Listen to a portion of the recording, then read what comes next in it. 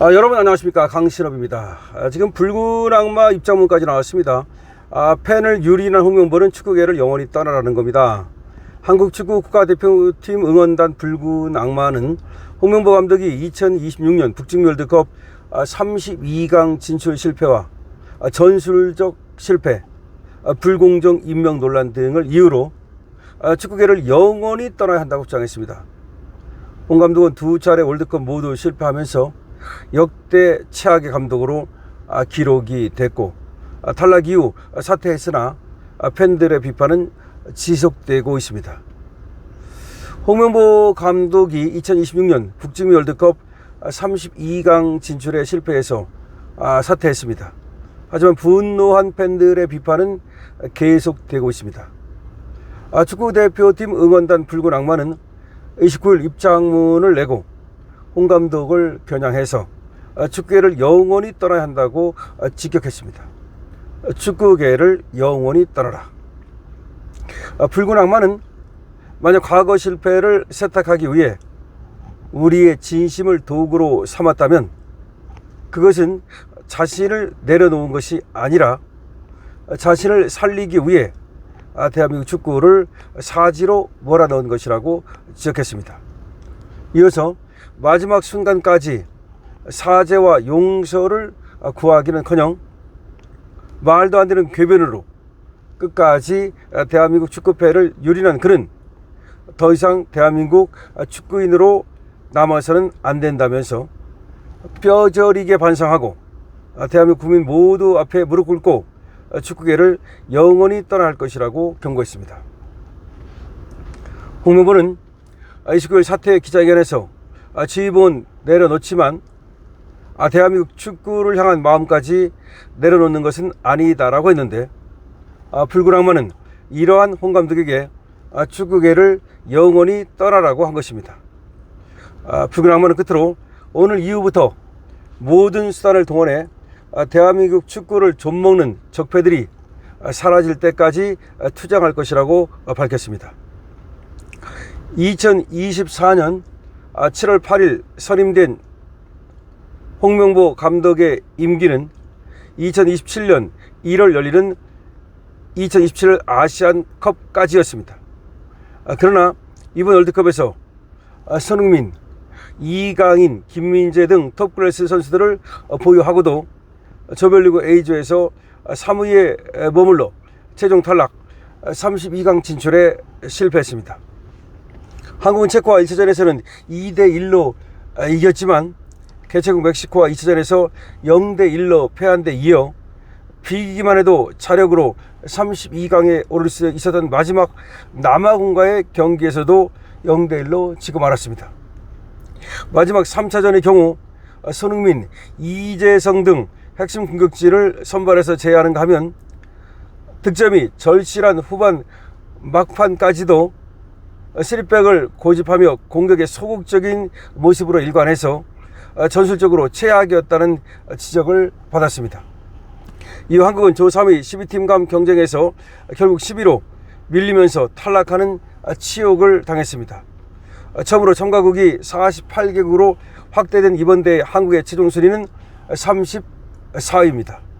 한국 축구가 월드컵 조별리그를 통과하지 못한 건 2018년 러시아 대 이후 8년 만입니다.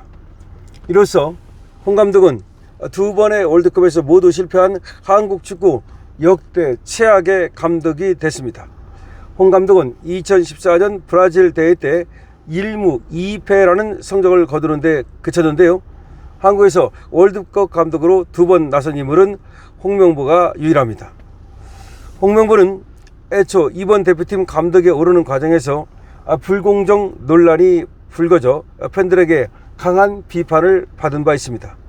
당시 대한축구협회 국가대표 전력강화위원회가 다른 능력 있는 외국인 감독 후보들을 외면한 채 홍 감독을 사실상 내정했다는 정황이 확인됐고, 국회 현안 질의에서 홍 감독이 출석하는 사태까지 벌어진 바 있습니다. 국회까지 홍명보가 출석하는 사태까지 벌어진 바 있습니다. 그러니까 외국 감독을 좀 쓰려고 했는데 내국 감독이어야 한다면서 뭔가 홍명보 쪽으로 불공정하게 밀었다는 의혹이 있는 겁니다. 사실 뭐 연봉이 어떠니 이런 말 하지만 실제로 말이죠. 연봉에서도 큰 차이가 안 났고, 그리고 당시 유력하게 거론되던 외국인 감독이 돈보다는 자기 어떤 명예 그런 것들을 더 바랬다는 얘기가 공공연히 나오고 있습니다. 어차피 홍명보한테 주는 연봉도 적지가 않다는 점에서 꼭 돈 문제만은 아니었다.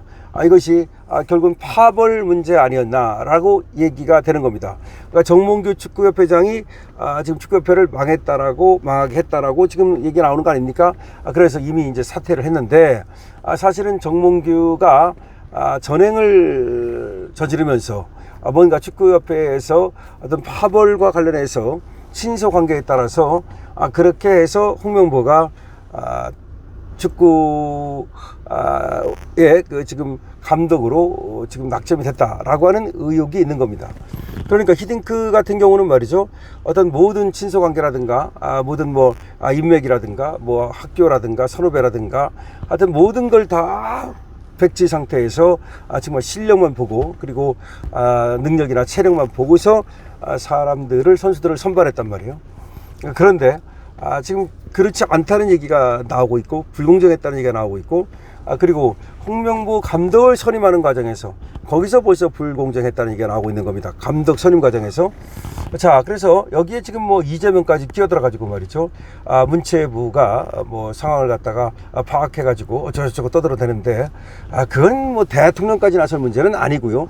지금 붉은 악마가 이렇게 입장문을 내는 것처럼 팬들이 나서서 개혁을 요구하고, 그리고 축구협회를 갖다가 이번에 완전히 뜯어 고쳐서 개혁하고, 그 다음에 아주 공정한 실력만으로 승부를 하는 그런 어떤 축구협회를 만들어야 된다는 겁니다. 사실은 말이죠, 축구협회에 이 세금이 많이 들어간다는 거예요. 세금이 많이 들어가고 이 운영하는데 돈이 굉장히 많이 듭니다. 한번 생각해 보십시오. 전세기 띄워야지, 또 뭐 합숙 훈련 해야지 굉장히 돈이 많이 듭니다. 그렇게 많이 돈이 들고 지금 세금을 국민의 혈세를 쓰는 그런 어떤 축구협회가 뭐 정몽규 돈으로만 한 것도 아니고 이렇게 국민들을 실망시킨다는 거는 이거는 문제가 있는 거죠. 그리고 분명히 국민의 세금이 들어가는 만큼 축구협회에 대한 어떤 감시나 견제 이런 것들도 당연히 필요한 것이라고 생각이 되고요. 어쨌든 홍명보를 임명하는 과정에서 뭐 불공정이 있었다면 그 불공정 여부를 갖다가 파악해가지고 거기에 책임질 사람은 어떤 사람인가, 책임의 정도는 어떤 것인가, 이런 것들을 축구협회 차원에서 뭐 징계 등을 통해서 정할 수도 있을 거고요. 만약에 그것이 어렵다면 수사를 의뢰해서 축구협회의 어떤 부정과 비리 이런 것들에 의혹이 있다면 수사를 해야 될 것으로 생각이 됩니다. 어쨌든 붉은 악마까지 나서서 지금 입장문을 발표했는데요. 홍명보는 영원히 축구계를 떠나는 겁니다. 이제 홍명보는 축구계에서 다시 부활하기는 어려울 것으로 생각이 됩니다. 여러분 어떻게 생각하십니까? 여러분들의 의견을 댓글로 적어주시기 바랍니다. 좋아요, 구독도 부탁을 드립니다. 강신표입니다.